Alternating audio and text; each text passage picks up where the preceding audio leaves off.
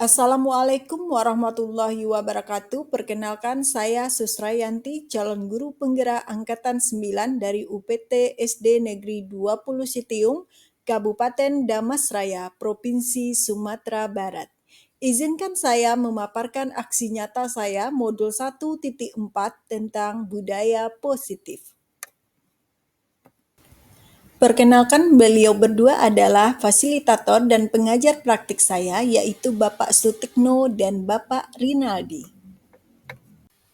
Penyebaran pemahaman kepada rekan guru UPT SD Negeri 20 Sitiung. Bismillahirrahmanirrahim. Assalamualaikum warahmatullahi wabarakatuh.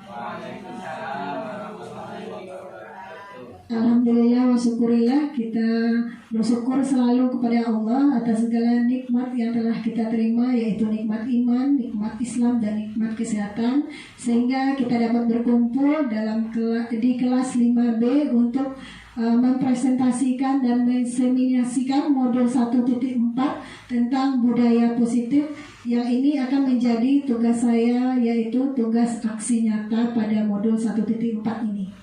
Jadi di sini saya akan mempresentasikan budaya positif yang bisa kita terapkan di sekolah kita agar sekolah kita dapat mewujudkan visi yang telah kita susun bersama, yaitu visi yang berpihak kepada murid.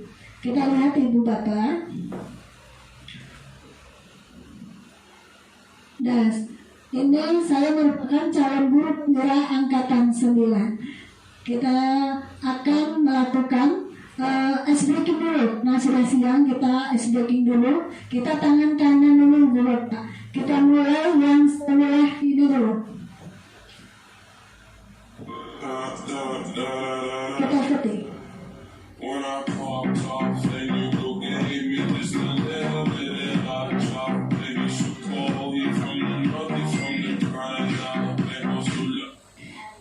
Misalnya, kita coba lagi 1, 2, 3, 4, 5, 0. Kita ulang. 5 ini. 4.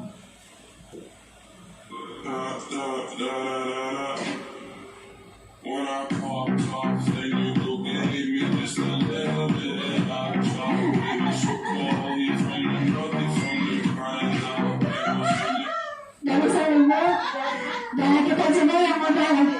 Untuk mengusir asam urat katanya.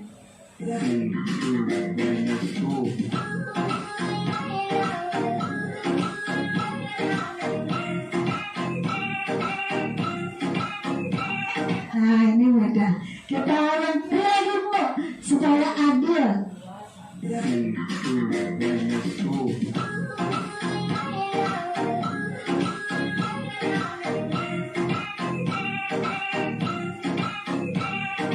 Oke, kita baru masuk.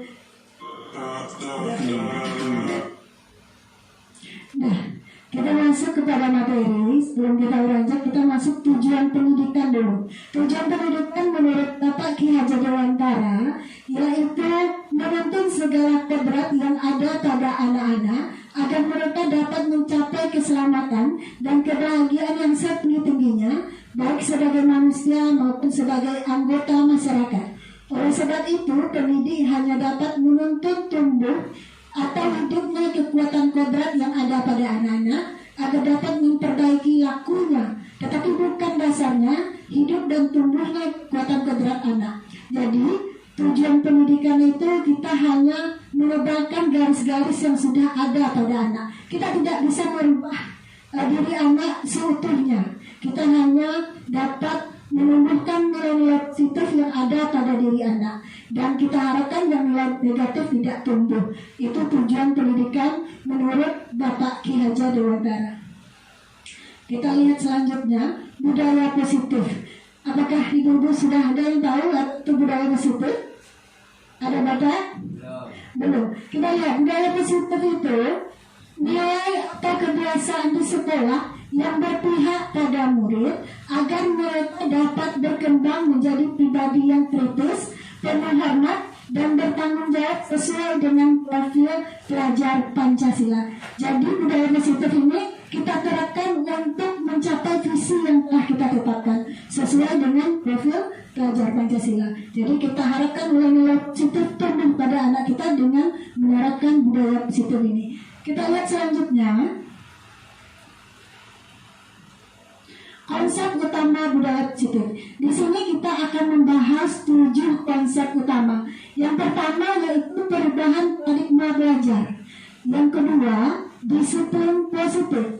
Yang ketiga, kebutuhan dasar manusia. Jadi di sini kita lihat nanti apa saja kebutuhan dasar manusia, baik sebagai motivasi perilaku manusia. Apa yang menyebabkan murid kita bertingkah laku seperti yang mereka lakukan, atau kita sebagai pendidik, mengapa kita melakukan sesuatu, tentu ada motivasinya.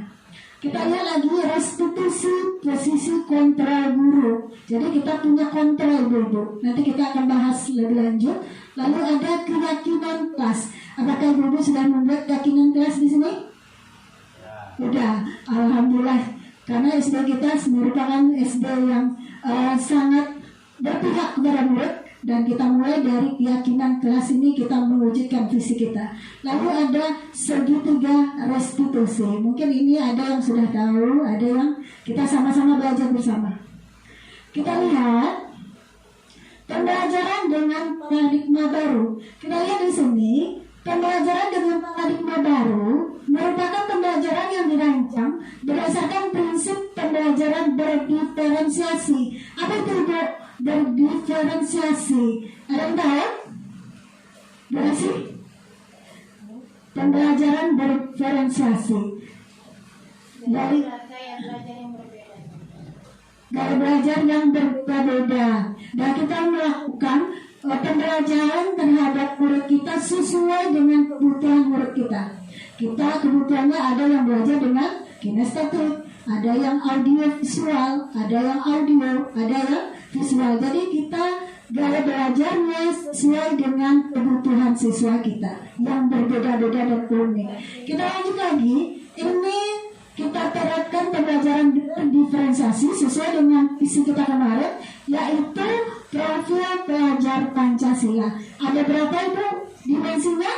Ada 6. Yang pertama yaitu beriman, bertakwa kepada Tuhan Yang Maha Esa dan berakhlak mulia. Yang kedua ada mandiri, bernalar kritis, kreatif, bergotong royong, lalu berkebinekaan global.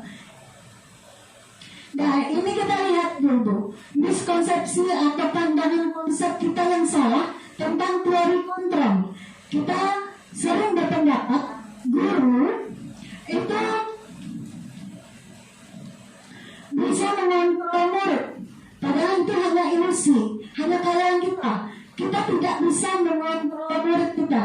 Yang kedua, bahwa semua perbuatan positif, efektif dan bermanfaat. Seperti kita sering beranggapan bahwa pemberian reward, pemberian penghargaan itu efektif menurut kita, padahal itu juga hanya ilusi. Kita lihat yang ketiga, ilusi bahwa kritik dapat membuat rasa bersalah maupun membuat karakter. Kadang kita sering secara tidak sengaja kita gara-gara kamu nih nggak bisa begini. Baik di rumah mungkin juga kita sering melakukannya. Jadi ini teori kontrol yang salah. Kita tidak boleh melakukan membuat anak kita merasa bersalah. Kita beri mereka rasa bersalah agar berubah menurut kita. Jadi itu adalah teori kontrol yang salah. Yang selanjutnya, ilusi bahwa orang dewasa berhak memaksa. Jadi kita tidak berhak memaksa siswa. Seperti genggaman tangan kita. Coba genggam tangannya. Walaupun nanti kita bujuk atau buka lana tangannya, ayolah dibuka. Kadang mereka buka, tapi kadang tidak. Nah itu berarti teori kontrolnya ada pada diri mereka. Yang kita merayu, kita mengancam, karena kita memaksa supaya dibuka. Itu hanya ilusi bahwa mereka akan menutupi. Dibukanya tapi hanya sementara. Itulah yang motivasi dari luar. Kita mengharapkan sebagai pendidik, motivasi itu lahir dari dalam dirinya sendiri. Bagaimana caranya? Inilah yang akan kita terapkan dalam budaya positif. Nah, kita mengubah paradigma stimulus respon, paradigma lama yaitu stimulus respon kepada teori kontrol. Jadi kita nanti punya teori kontrol yang sudah kita lakukan. Ada stimulus respon di sini, realitas kebutuhan kita sama. Ini yang stimulus respon, paradigma lama. Sedangkan paradigma baru, kualitas atau kebutuhan kita berbeda. Iya berbeda? Iya. Kita berbeda, cara pandang kita berbeda, kebutuhan kita berbeda. Dan lalu yang ketiga, kita mencoba mengubah orang agar berpandangan sama dengan kita. Jadi itu juga tidak bisa. Kita punya, begitu juga nggak diri kita.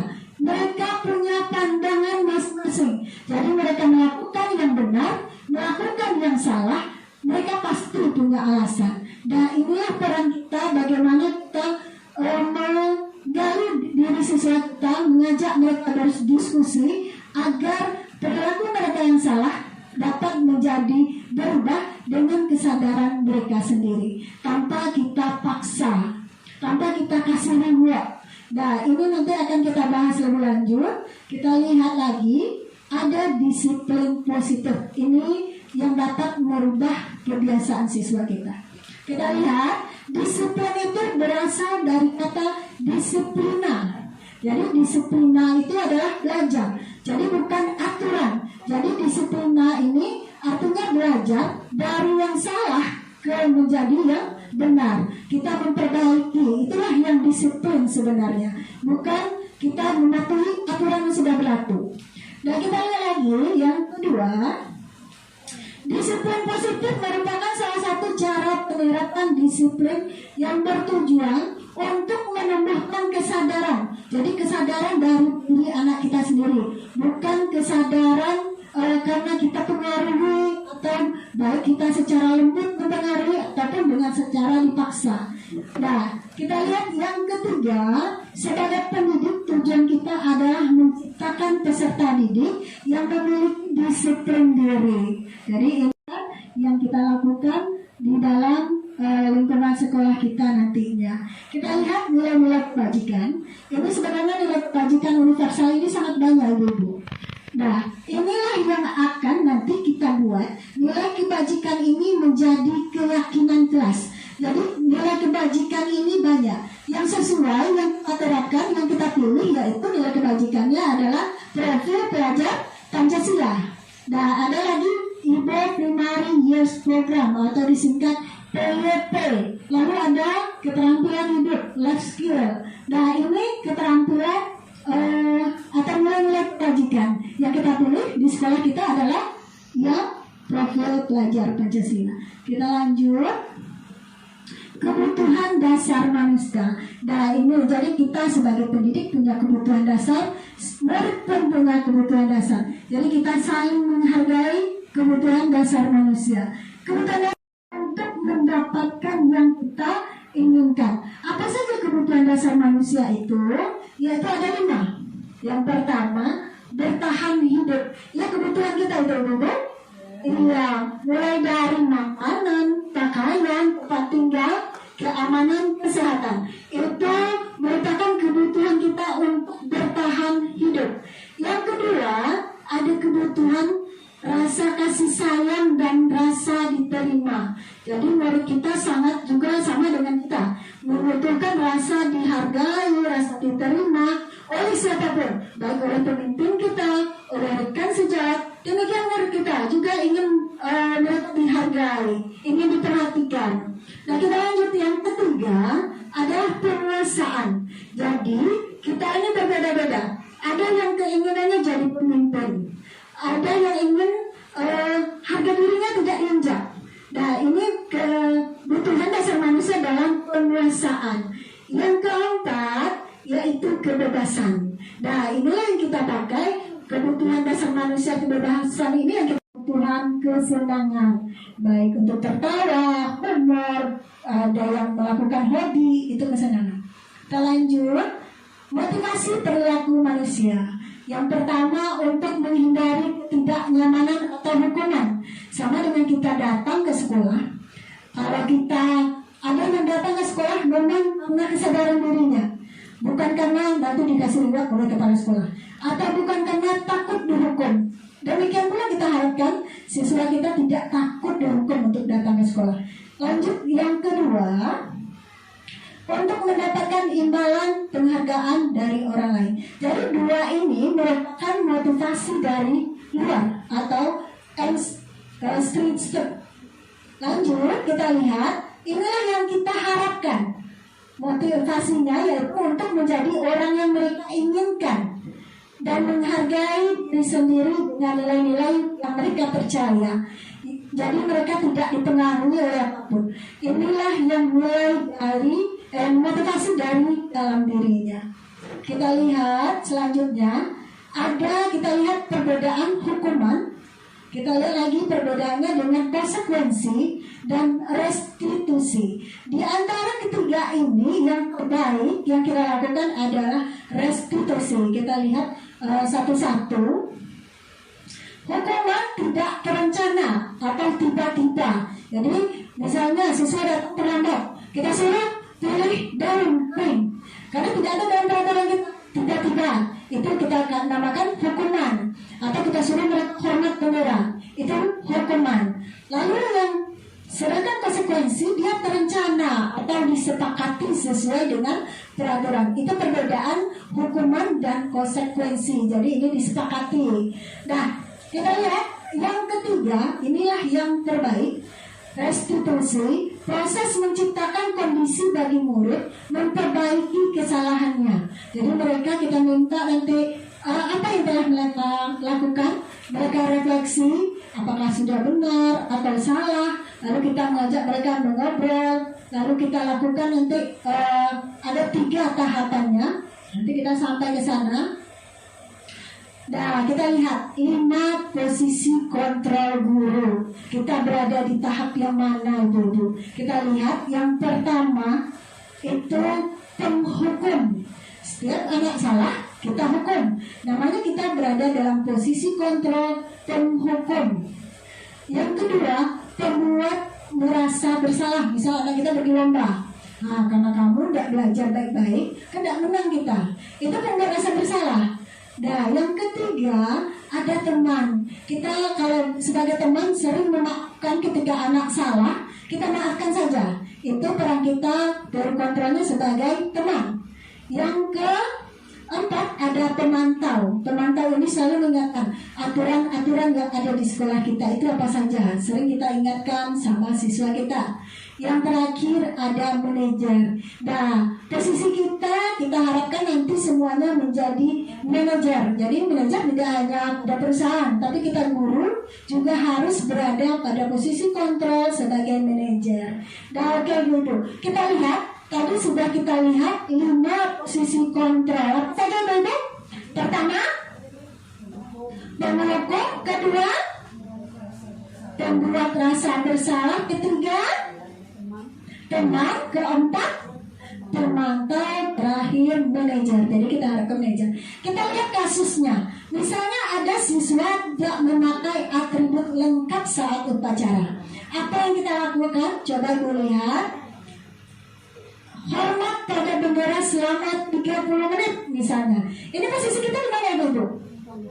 Penghukum. Pintar Ibu semuanya. Kita lanjut. Berapa kali Bapak atau Ibu harus memberitahu kamu selalu saja mengecewakan Bapak atau Ibu? Coba. Pembuat rasa bersalah. Ada yang lain? Apa? Pembuat rasa bersalah. Kita lihat benar. Oke, hebat Ibu Guru SD 20. Kita lihat yang ketiga. Ya sudah, kali ini tidak apa-apa. Nanti Ibu bantu bereskan. Apa ini peran kita? Teman. Nah, yang terakhir kita lihat tempat. Apa yang telah kamu langgar peraturannya? Apa? Masih mana itu, Bu? Pemantau. Udah duduk konsepnya.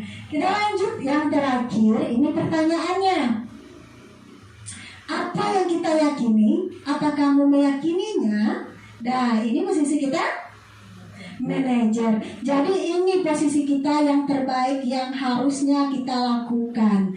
Tentu ini berdasarkan kita telah membuat keyakinan kelas atau keyakinan sekolah. Baru siswa kita bisa menjawab. Nah, kita lanjut. Posisi kontrol apakah aku? Nah, coba kita lihat lagi. Saya kecewa sekali dengan kamu. Apa ini, Bu? Pembuat rasa bersalah. Ada yang berbeda? Tidak, sama. Oke, pintar Pak Indra. Oke, lanjut. Kamu tidak pernah benar melakukannya.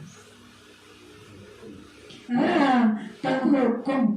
Hebat Pak Indra ya. Jadi, oke. Kita lihat yang ketiga. Coba berisi lagi, berisi.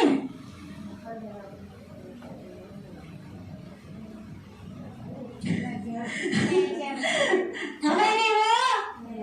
Manajer. Oke, selanjutnya kita lihat.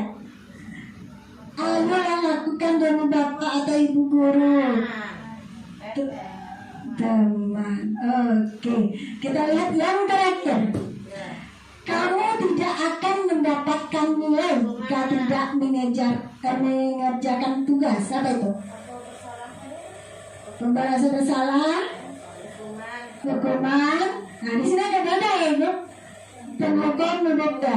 Kita lihat pemantau. Karena dia mengingatkan akibatnya, peraturannya. Nah, kita lihat lagi. Keyakinan kelas. Baru kita masuk. Nanti kita ada penerapan segitiga restitusi. Ini dimulai langkah awal kita adalah membuat keyakinan kelas di sekolah. Di kelas. Lalu keyakinan kelas ini kita kumpul menjadilah keyakinan sekolah. Jadi keyakinan kelas ini tidak bertentangan atau tidak bertolak belakang dari peraturan sekolah. Jadi urutannya jelas. Kita lihat Ibu-ibu, kira-kira ini ada pertanyaan lagi. Mengapa keyakinan kelas, mengapa bukan peraturan kelas? Ada yang bisa jawab Ibu-ibu?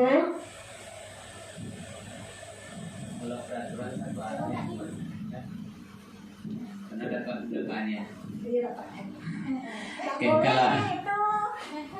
kalau menurut saya, kalau peraturan itu hanya satu arah. Jadi memberikan sebuah aturan seperti ini harus dijalankan.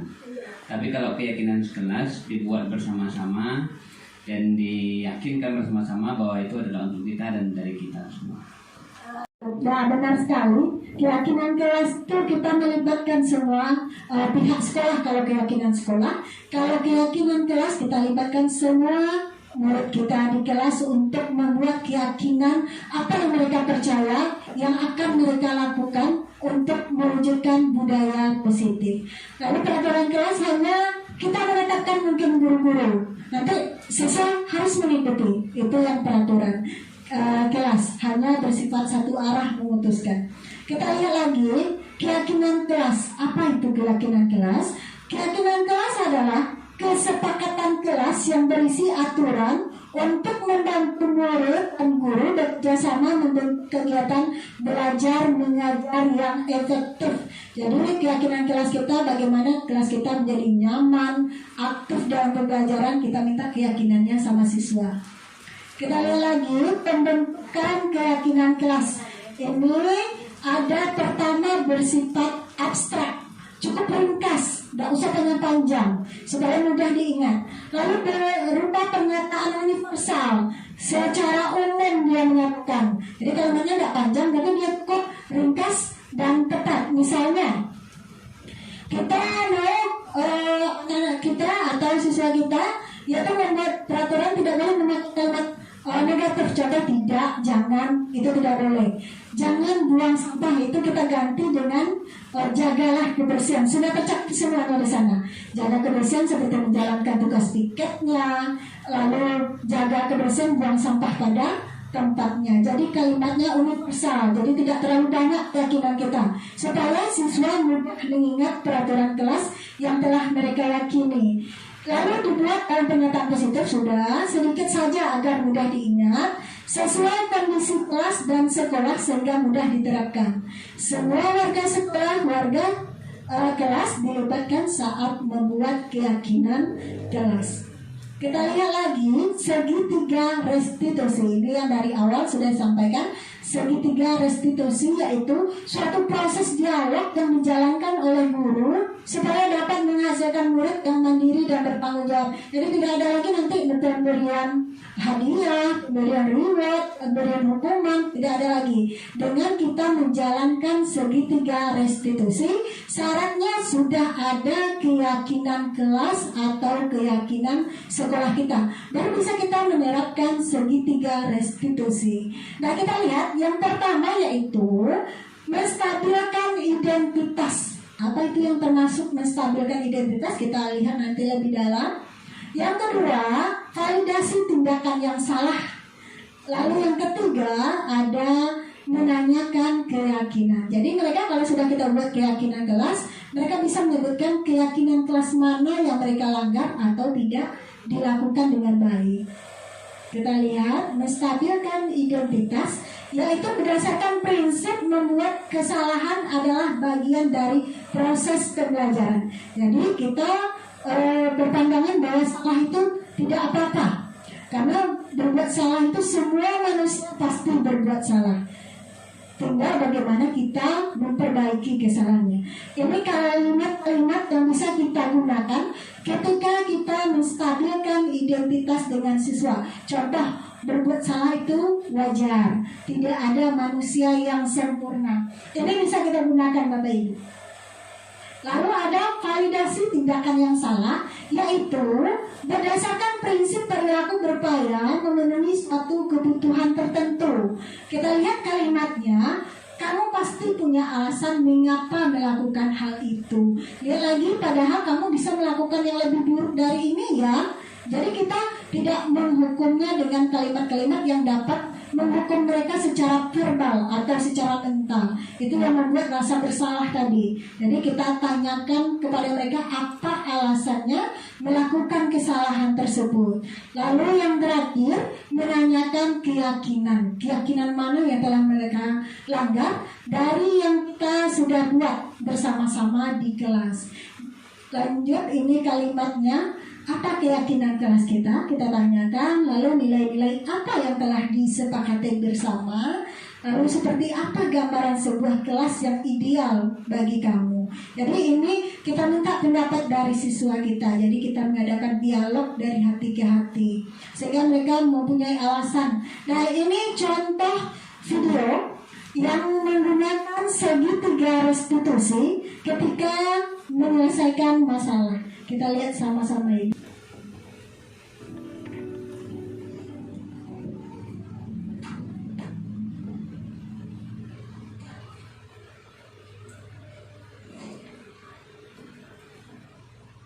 Siang Sarah. Siang Pak. Sudah lama nggak ketemu Sarah. Kenapa hari ini ada di sini? Kesel Pak, kesel banget. Masa aku dikatain tukang fitnah Pak? Ya aku marah lah. Aku balik ngatain Eka di depan kelas. Kesel banget. Oh begitu. Ya pasti kamu marah dan kesal. Bapak juga akan marah apabila ada yang menuduh Bapak seperti itu. Kemudian pada saat itu kamu mau melakukan apa? Ya saya langsung ngatain Eka lah Pak. Kesel banget. Saya bentak-bentak dia depan teman-teman lain. Oh begitu. Pasti kamu melakukan seperti itu karena suatu alasan tertentu bukan? Iyalah, masa saya diam saja Pak? Ya saya bela diri lah. Masa saya dituduh tukang fitnah? Ya wajar lah. Mempertahankan harga diri itu sesuatu yang penting buat kamu. Untung kamu tidak bertindak lebih gegabah lagi. Hanya membentak-bentak. Iya Pak. Untung saya masih bersabar dan hanya membentak saja. Sudah gemes padahal. Saya pasti bela diri lah. Ya pasti ya. Tapi kamu memilih untuk tetap bertahan dan bersabar. Kamu memilih untuk tidak berbuat lebih parah lagi bukan? Iya. Nah, sekarang coba kita lihat lagi tindakan kamu yang bentak-bentak Eka di kelas. Tindakan kamu itu kira-kira sesuai dengan keyakinan kelas atau prinsip kamu tidak? Enggak lah Pak. Capek Pak jadi pemarah. Jadi keyakinan atau prinsip mana yang kurang sesuai dengan keinginan kamu? Ya, saya sebenarnya sangat menghargai orang lain. Mungkin saat itu saya menjadi emosi. jadi tidak menunjukkan sikap itu. Kamu meyakini tidak? Menghargai orang lain itu penting buat kamu. Yakinlah Pak. Iya, setuju. Kita harus saling menghargai. Namun, ada juga keyakinan yang kita sepakati yang perlu kita jalankan. Apabila kita sedang marah, bukan? Ya, saya bisa lebih proaktif, mulai dengan diri sendiri. Saya bisa jadi lebih bersabar, mengambil waktu jeda untuk berpikir mau apa selanjutnya. Kira-kira kamu bersedia memperbaiki masalah ini tidak? Bersedia Pak. Kalau kamu memperbaiki masalah ini, kamu akan menjadi orang seperti apa? Saya akan menjadi orang yang bertanggung jawab kali ya Pak. Dan senantiasa proaktif. Iya, menurut kamu bagaimana rasanya menjadi orang seperti itu? Ya nyaman lah, bangga bisa bersabar dan menahan diri. Baiklah kalau begitu. Yuk kita pikirkan bagaimana memperbaiki masalah ini.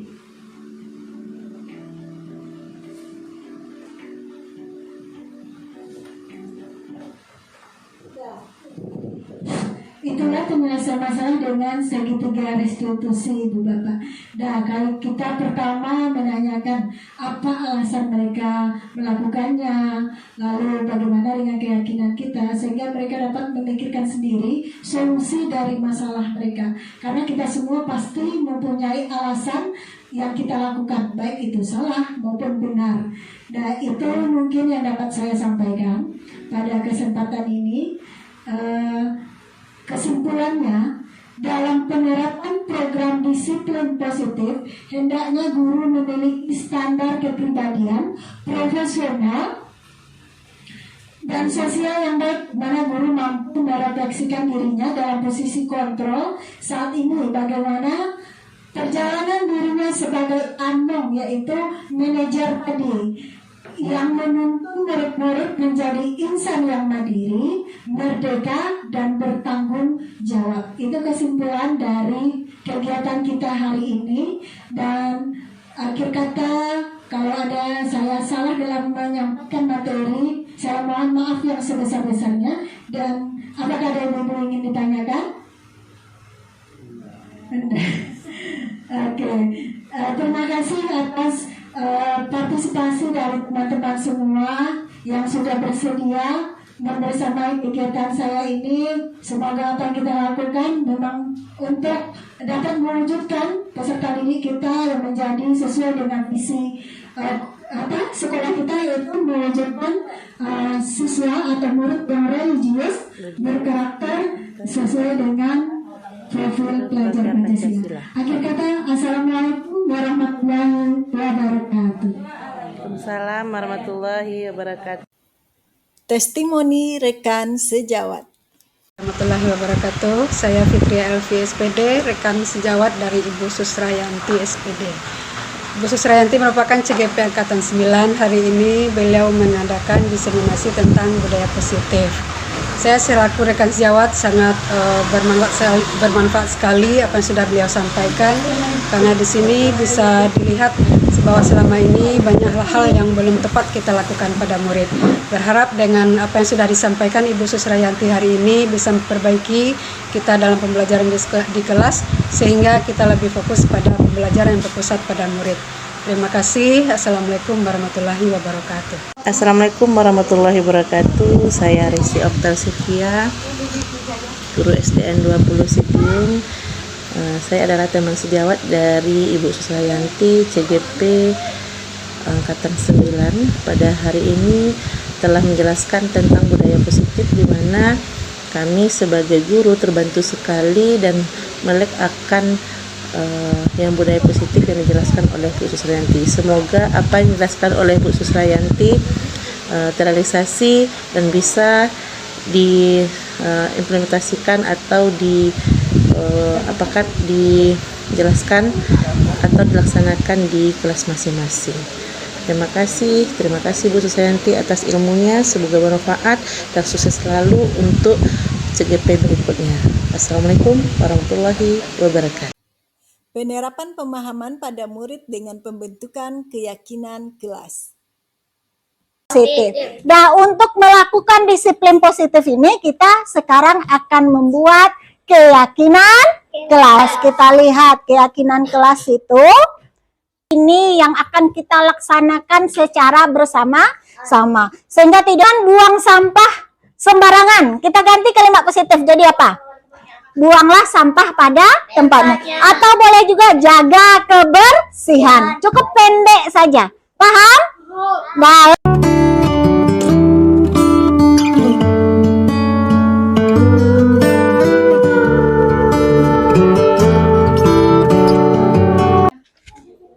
Satu aja. Nanti kita seleksi mana yang akan kita pakai.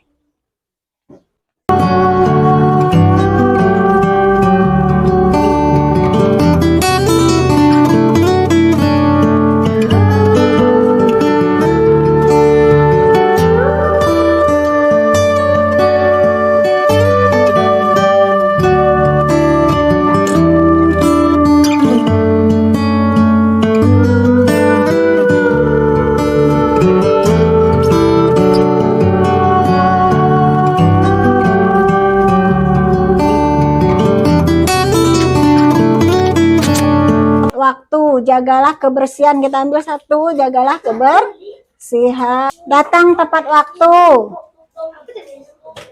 Disiplin dalam belajar. Apa kira-kira lagi keyakinan kelas kita? Semangat belajar. Belajar ya harus semangat. Iya, apa lagi? Pertama, jagalah kebersihan. Datang tepat waktu. Disiplin dalam belajar. Lalu ada semangat belajarnya. Ada semangat? Ada. Ada lagi saling menghargai. Lalu memakai seragam sekolah adalah jujur.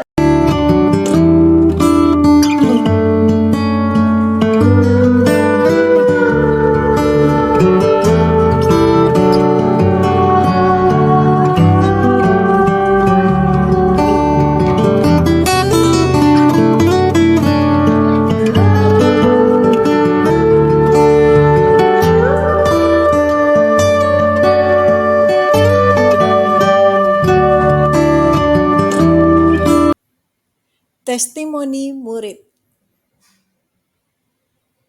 Assalamualaikum warahmatullahi wabarakatuh. Perkenalkan, nama saya Nuri Daini. Perasaan saya ketika membuat keyakinan kelas gembira dan senang. Manfaatnya dapat membuat saya datang tepat waktu ke sekolah. Assalamualaikum warahmatullahi wabarakatuh. Perkenalkan, nama saya Yazira Sewita Siregar. Perasaan saya ketika membuat keyakinan kelas adalah senang dan gembira. Manfaatnya membuat saya menjadi disiplin dan datang tepat waktu. Assalamualaikum warahmatullahi wabarakatuh. Perkenalkan, nama saya Muhammad Lutfi Rafiqi. Perasaan saya ketika membuat keyakinan kelas senang dan bahagia. Manfaatnya dapat membuat saya menjaga kebersihan. Saya Fatina Ira Akila Melja. Perasaan saya ketika membuat keyakinan kelas bahagia. Manfaatnya dapat membuat saya disiplin dan teratur. Terima kasih telah menyaksikan video saya. Salam dan bahagia Bapak Ibu penggerak. Wassalamualaikum warahmatullahi wabarakatuh.